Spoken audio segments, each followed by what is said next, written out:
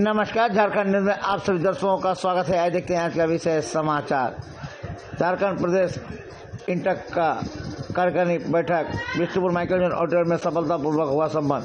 इसमें राष्ट्रीय अध्यक्ष डॉक्टर जी संजीवा रेड्डी पहुंचे और उन्होंने बोले, असंगठित क्षेत्र में मजदूरों का समस्या का हल करना हमारा पहला लक्ष्य। आइए देखते हैं एक रिपोर्ट। की संख्या 3 लाख से ज्यादा है। जितने प्रेस के फोटोग्राफी डाली उसके बाद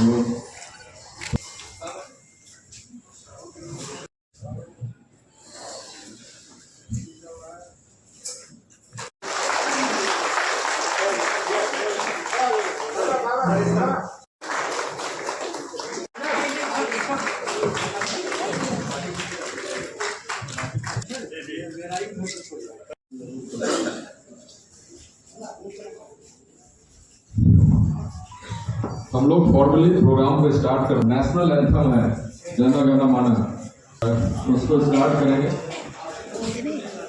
मिस्टर आशुतोष इंडस्ट्री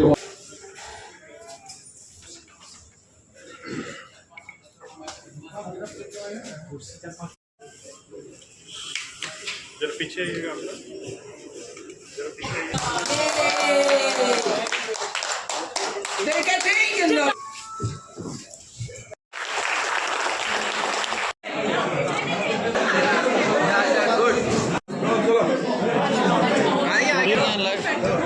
आइए ना बाहर। हम दे दिए। चलिए ठीक है, चलिए। संघर्ष से चलता रहेगा। संघर्ष एक कंटिन्यू प्रोसेस है, क्योंकि सर इकोनॉमिकली देश डेवलप होता रहेगा, उतनी एक्सप्लोइटेशन भी बढ़ रहा है। उस एक्सप्लोइटेशन को रोकने के लिए ट्रेड यूनियन को ताकतवर बनना पड़ेगा और लड़ना पड़ेगा। ताकतवर बनाने से ही वर्कर का राइट को हम हिफाजत कर सकते हैं। मजदूरों की लेकर के नई नई चुनौतियां डेली उत्पन्न हो रही है। पहले संगठन मजदूरों के लिए सबसे ज्यादा हमारा डिसयूनिटी है। मजदूरों में कई पार्टियां जो है यूनियन चलाते हैं। एक यूनियन नहीं चाहिए, दुनिया में ऐसा नहीं है। दुनिया में एक ही ट्रेड यूनियन है, वो चलाती है ताकि वहाँ के मजदूरों की समस्याओं को हल करती है। यहाँ पर 3, 4, 5 अलग अलग ट्रेड यूनियन चलाते हैं और एक ही कंपनी के अंदर 3 यूनियन, 2 यूनियन, 4 यूनियन ये रहते हैं। इसकी वजह से वर्कर को ज्यादा नुकसान हो रहा है, एक्सप्लॉइटेशन हो रहा है, जिसकी वजह से आज जो है ट्रेड यूनियन मूवमेंट भी कमजोर होते जा रहा है और वर्कर को भी कमजोर बनाते जा रहा है। इसके लिए उपाय क्या कर रहे हैं आप? तो हम लोग मिलकर काम करने के उपाय सोच रहे हैं। हम ये लड़ रहे हैं कि पहले तो ट्रेड यूनियन मूवमेंट के लिए कैंसर जो कॉन्ट्रैक्ट वर्कर है, वो कैंसर का जैसे बीमारी। दूसरा कैंसर है ये ज्यादा ट्रेड यूनियन, एक ट्रेड यूनियन नहीं है तो 4-5 ट्रेड यूनियन एक जगह अलग अलग ढंग से काम करना, वो भी एक कैंसर है ट्रेड यूनियन के लिए। इसीलिए जो है वर्कर जो है सही ढंग से उसका जो तकलीफ है, जो नुकसान हो रहा है, वो जो कॉन्ट्रैक्ट सिस्टम में मर रहा है, वो उसको हिफाजत नहीं कर सक रहे। सरकार आपका बात मान रही है? सरकार से आप लोगों की सरकार कुछ भी क्लियर नहीं है क्या करना चाहिए। मालिक जो है नया मशीन लेकर आने के बजाय कॉन्ट्रैक्ट वर्कर को मशीन बना के सस्ते दाम में उसे काम करा के जो है मुनाफा कमा रहे हैं। और वो जो ह्यूमन एक्सप्लॉइटेशन है, आदमी को नियुक्ति का तरीका है, उस नियुक्ति को बंद करने के लिए हम कोशिश कर रहे हैं कि एक जगह आके हम लोग लड़े, ताकि हम लोग जो ह्यूमन मजदूरों को कॉन्ट्रैक्ट वर्कर के नाम पे लूट रहे हैं वो बंद हो सके। कांग्रेस आपके समर्थन में रहता है। कांग्रेस आपका एक विंग है। पार्टी से क्या मांग रहे हैं? पार्टी से ही मांग रहे हैं कि जो है ना एक्सप्लॉइटेशन बंद होना चाहिए। जिस तरह के मजदूरों को लूटते हैं वो बंद होना चाहिए, ताकि पहले तो ट्रेड यूनियन वाले सब जो है एक जगह आना चाहिए। ये कोशिश हो रही है, हम मिलकर काम करने की कोशिश कर रहे हैं। अभी तो एक जो कमेटी बना लिए, सभी ट्रेड यूनियन को उसमें लेकर आए और उनसे मिलकर काम कर रहे हैं, ताकि हमारे में वापस में झगड़े कम हो जाए और मजदूरों का जो एक्सप्लॉइटेशन है, जो लूटने का है, वो बंद हो जाए, उसके लिए कोशिश कर रहे हैं। Thank you. लेबर से भी यूनियन आए हुए हैं। देखिए, ये अधिवेशन जो है ये मेटल माइंस और स्टील इंडस्ट्री और इंजीनियरिंग इंडस्ट्री, ये सारी इंडस्ट्री के लोग इसमें आए हैं। इसमें अभी जो मेन मुख्य समस्या है वो कॉन्ट्रैक्ट लेबर की ही समस्या है। देखिए, हर जगह कॉन्ट्रैक्ट लेबर बढ़ रहा है, परमानेंट वर्कर घट रहा है। हम लोग ये चाहते हैं कि परमानेंट वर्कर के बराबर कॉन्ट्रैक्ट लेबर को भी अगर सुविधा हम दिलाना चाहेंगे तो कंपनी भी कॉन्ट्रैक्ट लेबर रखने के बजाय परमानेंट वर्कर रखेगी। उसी लेके सब बातों पर हम लोग 2 दिन विचार गए। कुछ जगहों पे हमने ऐसा किया भी है कि कॉन्ट्रैक्ट लेबर का भी हम यूनियन बना के उसको हमने ऑर्गेनाइज किया और उनको सुविधाएं कंपनी की एम्प्लॉय की बराबर सुविधा दिला रहे हैं। ऐसे भी कुछ इंडस्ट्री में हम लोग तो उसी तरीके से जो साहब ने बोला कि सारे यूनियन अगर एक साथ अगर आ जाएंगे तो हमारा दबाव ज़्यादा काम करेगा। अभी क्या होता है कि अगर हम कुछ बोल रहे हैं दूसरी यूनियन कुछ बोल रही है, दूसरी यूनियन कुछ बोल रही, तीसरा कुछ बोल रहा है, तो उसमें हम जो है बटे हुए नजर आ रहे हैं। उसी का फायदा मालिक और सरकार उठा रहा है। अभी बहुत अच्छे डिस्कशन किए संजीव जी, एआई भी तो भी हम लोग का जो इंटरनेशनल ऑर्गेनाइजेशन है वो साउथ एशिया लेवल पे इंडस्ट्रियल ग्लोबल यूनियन है, ILO है, वो लोग AI के ऊपर वर्कशॉप कर रहे हैं। हम यूनियन लीडर को उसके लिए भी ट्रेन कर रहे हैं, फिर वो अपनी जगहों पे जाकर लोगों को उसके संबंध में, इसलिए जो चीज आने वाला है उसके लिए हम भी प्रिपेयर हो रहे हैं। सेंट्रल से पहले आयरन ओर को प्रोटेक्ट करना पड़ेगा। ये आयरन ओर बाकी प्राइवेट पार्टी वालों को आउटराइटली वो लोग सेल कर रहे हैं, वो ठीक नहीं है, वो रिजर्व करना पड़ेगा। स्टील इंडस्ट्री को मजबूत करने के टाइम पे वो एक्सपोर्ट बंद करके ये पूरा रिजर्व करना पड़ेगा, हमारा एक मुद्दा है।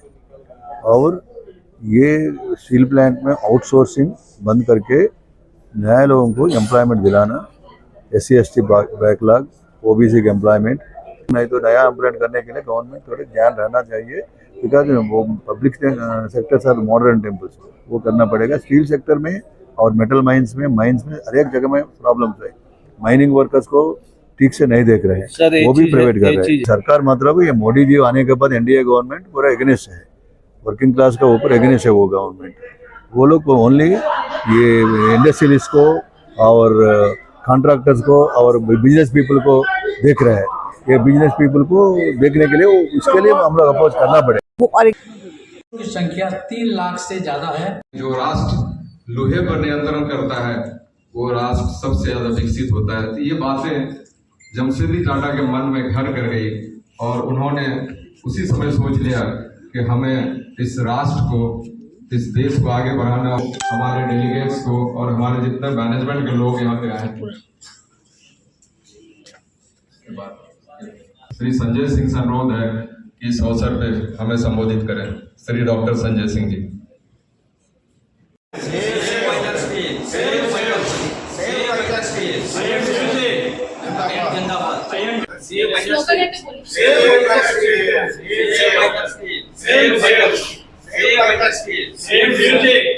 विशाखापट्टनम स्टील प्लांट से आया, आंध्र प्रदेश विशाखापट्टनम स्टील प्लांट विशाखापट्टनम से आया। मेरा नाम रामचंद्र राव है, वो INTUC का प्रेसिडेंट है विशाखापट्टनम स्टील प्लांट का। इसी विशाखापट्टनम स्टील प्लांट बहुत परेशान चल रहा है, बहुत मुश्किल चल रहा है। वो सेंट्रल गवर्नमेंट है पूरा प्राइवेट करने के लिए, वो 2021 में वो जनवरी 27 में वो 100% प्राइवेट करने के लिए डिसीजन लिया, कैबिनेट अप्रूवल हुआ। बट उसी से 5 साल से 1600 डेज से उधर एसोसिएशन चल रहा है, बहुत लड़ाई चल रहा है। वो एगेंस्ट सेंट्रल गवर्नमेंट का उनका वो बंद करना है, प्राइवेटाइजेशन बंद करना है। वो इनका गवर्नमेंट पब्लिक सेक्टर में रखना चाहिए। नियर अबाउट 30,000 एम्प्लॉयज़ है, डायरेक्ट इनडायरेक्ट वो का 50 एम्प्लॉयज़ भी है। अभी 10,000 एम्प्लॉयज़ का निकल लिया ऑलरेडी, वो प्राइवेट करने के लिए सोच रहा है। वो सम यूनिट्स ऑलरेडी प्राइवेट करने के लिए टेंडर भी लगाया। इसी के लिए बहुत एसोसिएशन चलता रहता है। इसी फेडरेशन में उसी के लिए डिस्कस कर रहा है थ्रू आउट इंडिया से, ऑल स्टील प्लांट से, मेटल फेडरेशन से, वो मेटल इंडस्ट्री से, इंजीनियरिंग इंडस्ट्री से, मेटल माइंस इंडस्ट्री से, सब कंट्री से आया इधर ये फेडरेशन में वाइजाग स्टील प्लांट का प्राइवेट नहीं करना है। वो एक revolution company profitable file profitable है, अभी लॉस में चल रहा है। किसके लिए? वो कैप्टिव माइंस नहीं है। वो 40 साल से मैं पूछ रहे विशाखापट्टनम स्टील सब स्टील प्लांट में वो सेल के ना, सब स्टील प्लांट में माइंस कैप्टिव माइंस है। उधर टाटा स्टील प्लांट माइंस है, SR के है, वो आर्सल मेटल की है, जिंदल की है। बट वाइजाग स्टील प्लांट को माइंस नहीं दिया सेंट्रल गवर्नमेंट, इसी के लिए लॉस में चल रहा है। बट एम्प्लॉयज अच्छा काम करता है, बट लोएस्ट कास्ट में प्रोडक्शन कर रहा है, बट वो कैप्टिव माइंस नहीं। इसी के लिए पर 1 टन स्टील बनने के लिए 5,000 रुपये एक्स्ट्रा खर्चू कर रहा है। मैं वो raw material iron ore NMDC से परचेज कर रहा है मार्केट रेट में। इसी के लिए वो रिमेनिंग कंपनी से कॉम्पिटिटिव नहीं होना चाहिए। नहीं, मेरा 4 महीने से पेमेंट नहीं दिया है। 4 महीने से पेमेंट नहीं है परमानेंट एम्प्लॉय का। HRA बंद किया, एलेवेंस भी बंद किया, मेडिकल हाँ चल रहा है, मेडिकल भी बोर्ड कट किया, बट वो बेसिकली बेसिक मेडिसिन दे रहा है। अब वो सैलरी 4 महीने से चालू नहीं दिया। 2017 से स्टील में सब स्टील प्लांट में वेज रिविजन हो गया, एग्रीमेंट भी हुआ, but RNL Vizag steel plant का अभी तक वेज रिविजन नहीं हुआ। HRA बंद किया। वो टाउनशिप में रहने वाले का 1 यूनिट का 8 रुपया खर्च भी चार्जिंग कर रहा है। बहुत परेशान चल रहा है। वो सेंट्रल गवर्नमेंट पूरा ये प्राइवेट करने के लिए अदानी अंबानी की वो पोस्ट का जिंदाल का वो सेल करने के लिए है। Visakhapatnam steel plant is best steel plant in India, सोर बेस्ड स्टील प्लांट है। उधर भी सब है। 22,000 एकर्स लैंड भी है। इसी के लिए नियमन 4 लाख करोड़ रुपया वो लैंड भी है। वो लैंड लूटने के लिए और वो प्राइवेट कंपनी वाला सब लोग देख रहे हैं। वो सेंट्रल गवर्नमेंट NDA गवर्नमेंट में प्रेशर करके उनका सेल करिए। सेल करने से मैं परचेज करने के लिए थोड़ा अंडरस्टैंड हुआ। उसी के लिए 5 साल से मैं उधर झगड़ा कर रहा है, उसी के लिए एसोसिएशन कर रहा है। अभी तक उसी के लिए अभी तक सेल नहीं किया, बट एक यूनिट वो प्राइवेट वाल का दर है। मैं बहुत मेरे को केस भी लगाया, मेरी एसोसिएशन करने से वो जेल में लगा दिया। वो सब चलता रहता है, बट अगेन वो एसोसिएशन कंटिन्यू चलता रहता है। लेकिन आंदोलन आप करेंगे, अपना मांग से नहीं छूटेंगे? नहीं छूटेगा। आंदोलन चलता रहता है। अभी अब 1600 डेज है, वो अभी चलता रहते हैं। बट पहले वो कैबिनेट डिसीजन वो पीछे लाना चाहिए। वही डिसीजन लिया ना कैबिनेट वो सील करने के लिए। इसी के लिए वो दिल्ली में वो धरना किया, वो आंध्र प्रदेश में पूरा धरना किया, और दिल्ली जंतर मंतर में धरना किया। इधर से पब्लिक सेक्टर का, जिससे पब्लिक सेक्टर को 140 करोड़ वो पब्लिक का प्रॉपर्टी है, उनका पब्लिक सेक्टर रखना चाहिए। इसलिए मैं सबसे पहले आज INM मीटिंग में जो टाटा में हो रहा है उसके लिए हम लोग खास कर आए हैं, क्योंकि यहाँ पे मेन क्या है कि वहाँ पे विशाखापट्टनम में जो अन्याय हो रहा है वो अन्याय यहाँ पे बड़े नेता लोग को बताना है बोल के एक उद्देश्य से आए हैं। वहाँ पे क्या है कि वाइजाग स्टील प्लांट में खासकर कॉन्ट्रैक्ट लेबर जो है वहाँ पे डिस्प्लेस पर्सन भी बहुत ज़्यादा लोग हैं। डिस्प्लेस पर्सन यानी जिनका लैंड वगैरह चला गया, उन लोग का भी नौकरी निकाला गया। और वहाँ पे कॉन्ट्रैक्ट लेबर क्या है कि करीब 15, 20, 25 साल से भी काम करते हुए भी सडनली उन लोग को निकाल दिए। तो उनको क्या है कि वहाँ पे घर का किराया हो या ना खाना पीना हो, स्कूल हो, ये सब भी बिल्कुल तकलीफ हो रहा है। तो उसके कारण क्या है कि एस्टेशन भी चालू किए, अलग से एस्टेशन चालू किए। तो मैनेजमेंट और गवर्नमेंट क्या कर रहे हैं, जो किया है बोल के उन लोग को खासकर नेता लोग को निकालने का काम कर रहे हैं। और यहाँ पे क्या है कि 64 से 65 गाँव जो हैं पूरा यानी निकाल के हम लोग स्टील प्लांट बनाने के लिए दिए हैं। तो इन लोग कम से कम और बल्कि उसमें और 8,000 लोग बाकी हैं जो कि जिसको नौकरी देना चाहिए। और अभी जैसे आप जानते हैं हम लोग के वाइजाग स्टील एम्प्लॉयज़ भी जो है उनका वेज रिविजन भी नहीं हुआ था। पिछले बार जो बाकी स्टील प्लांट में हर जगह में वेज रिविजन हुआ था, यहाँ पे हम लोग के वाइजाग स्टील में वेज रिविजन नहीं हुआ है। और अभी जैसे रामचंद्र जी आपको बताए थे कि हम लोग का क्या कि सैलरी हो, इंसेंटिव हो, टेंथ अलाउंसेस जो भी है जो है सब पूरा काट के। और खास कर क्या है कि स्टील प्लांट में जो अभी क्या कि बहुत लोग उम्र ज़्यादा हो गया तो रिटायर हो गए हैं, नहीं तो वहाँ पे कंपनी BRS दे रहा है, नौकरी निकाल दे रहा है। इसका उपाय क्या है? इसका उपाय क्या है कि मेन क्या है कि गवर्नमेंट, सेंट्रल गवर्नमेंट अभी जैसे बताया चंद्रबाबू नायडू उनका सपोर्ट है, तो चंद्रबाबू नायडू जो स्टेट गवर्नमेंट जो है उन लोग प्रेशर ज़्यादा करना चाहिए। क्योंकि चंद्रबाबू नायडू को आप लोग मेमोरेंडम दिए इस चीज के बारे में? हाँ दिए सर, दिए। उन्होंने क्या बोला? हाँ उन्होंने सब देखेंगे करेंगे बोले। एक बार कुछ अमाउंट दिए हैं, वो अमाउंट में भी क्या है वो क्या ये अमाउंट स्टेट गवर्नमेंट से मिला कि सेंट्रल से? ये सेंट्रल से मिला है। सेंट्रल से स्टेट गवर्नमेंट कुछ नहीं दिया। अच्छा okay. Steel plant Vizag steel plant SC association vice president है। आजकल क्या है मोदी गवर्नमेंट क्या कर रहा है, ये दलित लोग हरास कर रहा है। क्योंकि तो स्टील प्लांट ज्वाइन हो इस टाइम में 4000 SC लोग रहता था सब। उसी बारे में ये प्राइवेट करने से कंपलसरी SC वालों को रिजर्वेशन नहीं मिलेगा, उसको डुबा देगा SC लोग। इसीलिए स्टील क्या है थोड़ा बताइए पहले इसके बारे में। स्टील तो क्या है उसके बारे में बताइए। SC एम्प्लॉइज है, 4000 का SC एम्प्लॉइज था, वो रिक्रूट किया था, डायरेक्ट एम्प्लॉइज है। सो उसको ये रिजर्वेशन निकालने के लिए मोदी कोशिश कर रहा है। दलित लोग रिजर्वेशन निकालने से SC रिजर्वेशन खत्म हो जाएगा ना, वो तो ऐसा कोटर बना रहा है। इसके बारे में ये तो it is a constitutional right है। डॉक्टर बाबा साहेब अम्बेडकर SC लोग को एक रिजर्वेशन बनाया। ये जो कॉर्पोरेशन हो रहा है इसमें आप लोग अपना मांग रखेंगे जी यहाँ पर जो कॉन्फ्रेंस हाँ, इसमें हमको चॉइस मिलने से कंपल्सन हम बात करेगा, SST का बारे में बात करेगा, ठीक है। तो okay, thank you sir.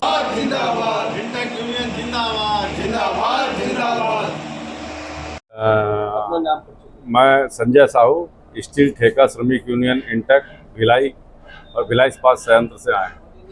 Sir national देखिए, अभी जो पब्लिक सेक्टर है उसमें अब नियमित भर्ती कम हो गई है और ठेका श्रमिकों की भर्ती बढ़ गई है, तो उनके लाइब्रेरी जो सोशल सिक्योरिटी है उसको लेकर के परेशानी है। उनको जैसे सुविधाएं नहीं मिलती, नाइट शिफ्ट अलाउंस है और जैसे रहने का है, मेडिकल है, वेतन जैसे लिविंग वेज नहीं मिलता एक रेगुलर एम्प्लॉय को जिस तरीके से मिलता है, क्योंकि उत्पादन में उनका पूरा योगदान है और जिस तरीके से रेगुलर एम्प्लॉय काम करते हैं उसी तरीके से ठेका श्रमिक पूरी तरीके से काम करते हैं। तो उनके जो सोशल सिक्योरिटी के लिए हम लोग एक लड़ाई कर रहे हैं। सर पिता का उसको अभी वहाँ पर जो गवर्नमेंट का वेज है वो 500, स्टेट गवर्नमेंट का जो वेज मिलता है मिनिमम वेज, वो उनको 520 रुपये पर डे और मेडिकल ESI की सुविधा मिलती है। सर अगर इन साइड में कोई मजदूर, ठेका मजदूर अगर देहांत हो जाता, दुर्घटना हो जाता, तो सरकार की तरफ से, मैनेजमेंट की तरफ से क्या उनको सुविधा? प्लांट के अंदर कार्य करते हुए अगर कोई ठेका श्रमिक खत्म हो जाता है तो उसके परिवार के एक सदस्य को BSP में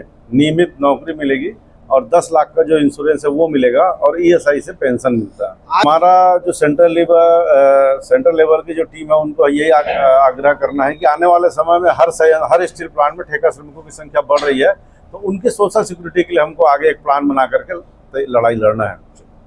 बहादुर सिंह, महासचिव, steel employees union INTUC Bhilai. आवाज उठा रहे हैं सरकार की तरफ से, चाहे निजी हो सरकारी। आज जो आप आए हैं, क्या क्या मांग को यहाँ पर डिस्कशन किया जाएगा, उसके ऊपर चर्चा किया जाएगा? भिलाई की कहें या सेल की कहें, सबसे बड़ी मांग अभी है कि हमारा वेतन समझौता रुका हुआ है। लगभग 8 साल बाद भी वेतन समझौता हमारा नहीं हुआ, तो सबसे बड़ी मांग हमारी यही है। एरियर का मुद्दा रुका हुआ, MOU हुए लगभग 6 साल हो गए हैं, अभी तक हमारा एरियर नहीं मिला। तो ये बड़े मुद्दे हैं। सेल मैनेजमेंट ने जो ग्रेचुइटी पर सीलिंग लगाया है मनमाने तरीके से, वो एक मुद्दा है और इन्हीं सब मुद्दे को लेकर यहाँ पर चर्चा किया जाएगा। चूंकि हमारे राष्ट्रीय अध्यक्ष भी आ रहे हैं, हमारे यूनियन के भिलाई के अध्यक्ष भी हैं, रेड्डी साहब।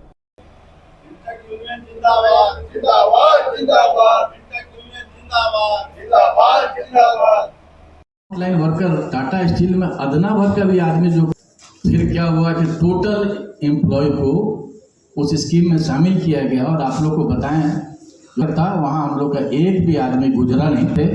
हमारे OPR काउंटर बना है, जितने लोग हैं कृपया माता मिश्रा जी सबको लेके कृपया डेस्क को जाएं।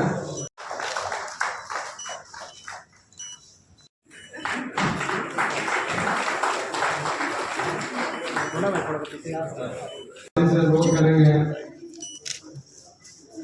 ये मोमेंटो संजू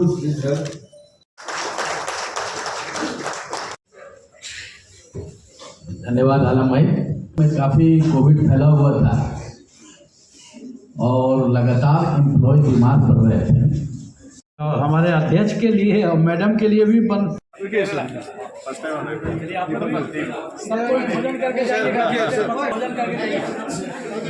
थैंक यू।